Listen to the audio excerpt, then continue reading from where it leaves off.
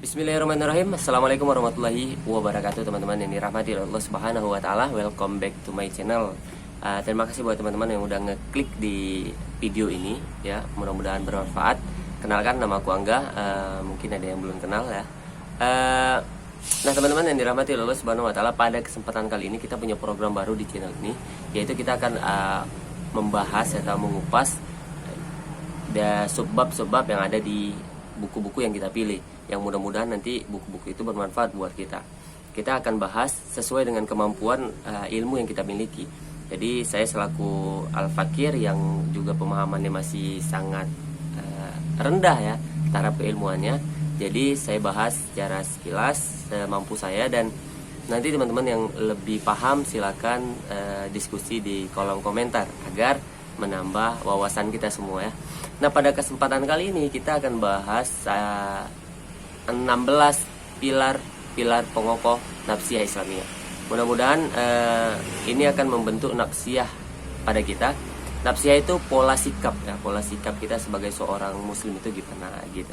Ada namanya akliyah, itu pola pikir gitu. Jadi kalau pola pikir plus pola sikap ya, jadi akan membentuk saksiyah Islamiyah ya. Mudah-mudahan kita akan semuanya bisa memiliki yang namanya saksiyah Islamiyah atau kepribadian Islam. Jadi kita bahas dulu dari bagaimana pola sikapnya seorang muslim. Kita ambil dari buku Pilar-pilar Pengokoh Nafsiyah Islamiyah.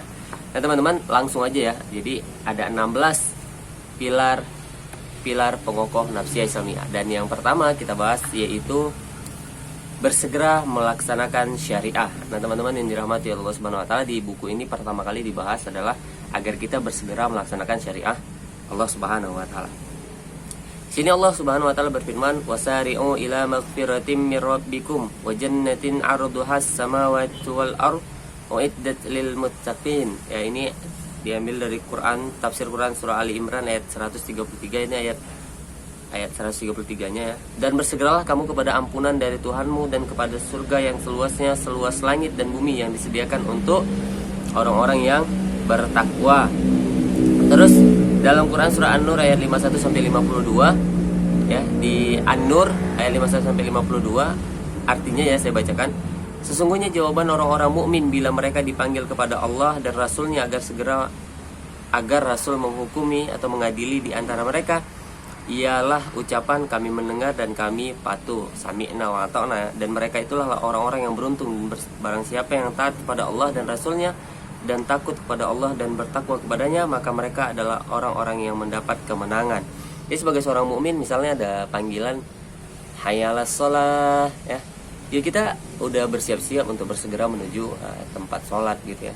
Jadi nggak lagi kita sibuk dengan handphone kita atau kerjaan kita atau dengan, apalagi dengan game ya. Kita bagaimana mungkin panggilan Allah kita bisa biasa aja gitu. Kadang-kadang kita nih aneh teman-teman semua.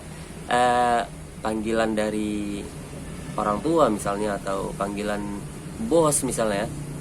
Ketika bos kita manggil, "Angga, silakan segera ke kantor ya sekarang." "Oh iya, siap-siap bos," gitu ya. Jadi ketika bos kita yang manggil berkaitan dengan kerjaan, kita takut sekali untuk telat gitu.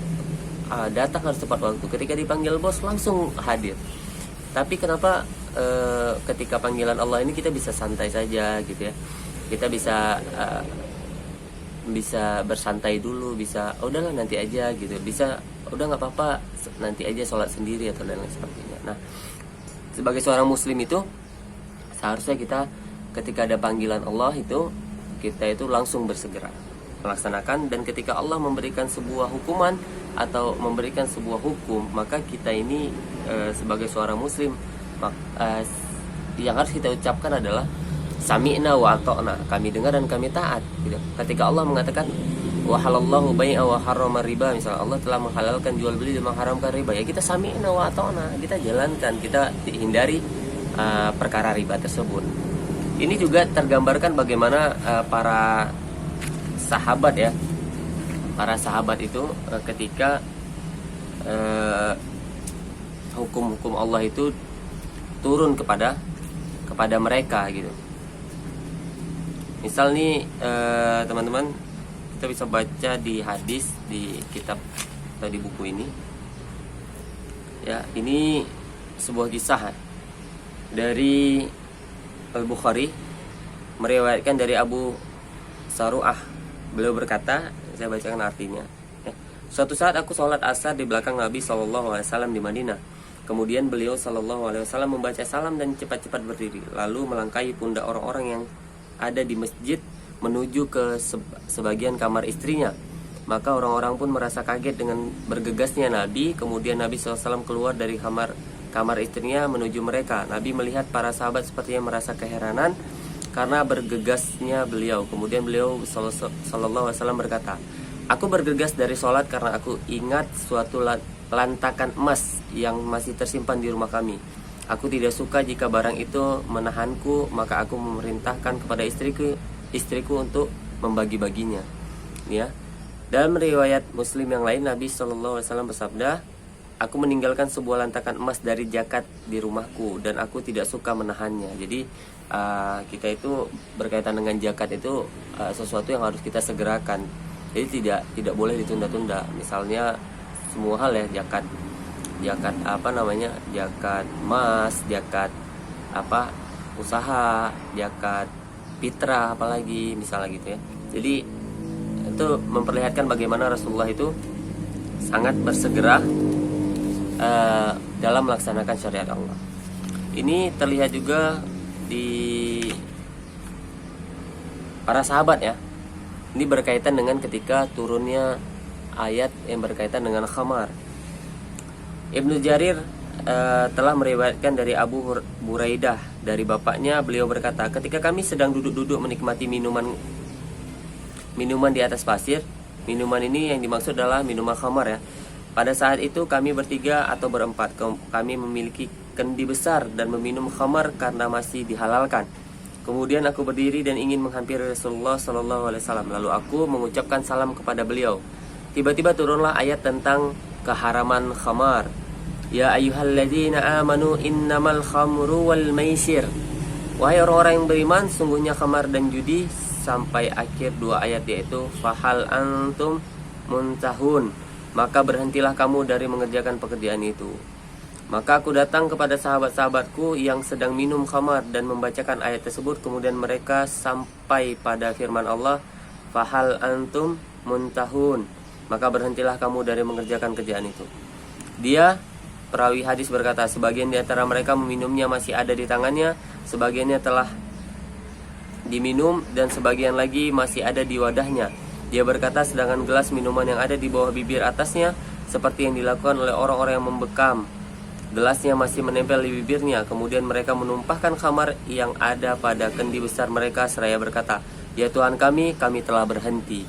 Nah, jadi seperti itulah seorang muslim hakikatnya dalam menjalankan syariat Allah. Ketika Allah telah menetapkan sesuatu hukum, maka kita itu sami'na wa ata'na. Kita nggak lagi berbicara tentang seperti sahabat tadi ketika diperintahkan untuk khamar itu hukumnya haram, maka nggak bicara ya Rasulullah ini sikit lagi ya Rasulullah kami minum dulu ya sikit gitu. Tanggung udah di tenggorokan, tanggung sudah berada di bibir gitu kan, ya tanggung gitu. Tapi enggak, seorang muslim itu sami'na wa ata'na. Ketika udah mutlak hukumnya haram, maka kata para sahabat, ya Allah kami sekarang berhenti. Semua yang ada di kendi-kendi yang mau diminum semuanya ditumpahkan, yang masih ada di mulut semuanya dimuntahkan. Kenapa? Karena keharaman yang telah ditetapkan oleh Allah Subhanahu wa taala. Nah, seperti itulah seorang muslim sejatinya. Kita seorang pemuda juga mudah-mudahan kita bisa mendapatkan nafsiyah yang bagus, nafsiyah Islamiyah, pola sikap yang benar sesuai dengan syariat Allah. Jadi seperti misalnya ada ayat tentang jauhilah zina, maka kita itu nggak lagi bicara ya gimana nggak pacaran, kita nggak lagi bicara kalau nggak pacaran nanti gimana menikah. Enggak, kita itu seharusnya sami'na wa ta'na dulu.